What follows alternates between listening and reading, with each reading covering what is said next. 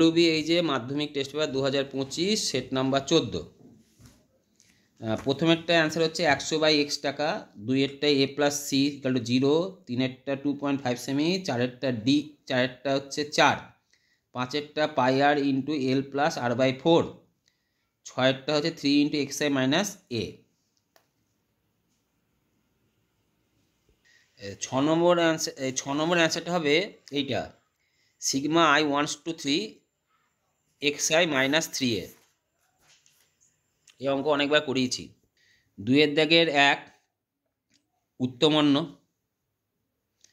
-√3 -5, একটি বর্গাকার চিত্রে শীর্ষবিন্দুগুলি সমবৃত্তস্থ, এর মান হবে 45 ডিগ্রি।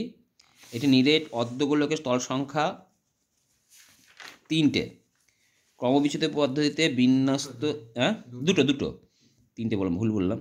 ছয়েরটা ক্রমবিচ্যুতি পদ্ধতিতে বিন্যস্ত রাশি তথ্যের যৌগিক গড় নির্ণয়ের সময় সকল শ্রেণীর দৈর্ঘ্য সমান।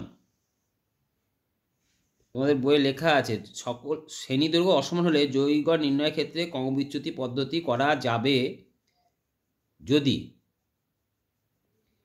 সকল ডিআই এর সাধারণ ডিআই এর একটি সাধারণ উৎপাদক থাকে।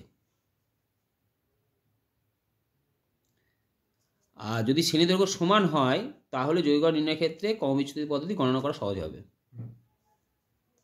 মনে থাকবে। 3-এর 1 কি হবে?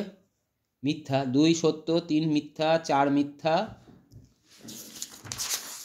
5 মিথ্যা, 6 সত্য।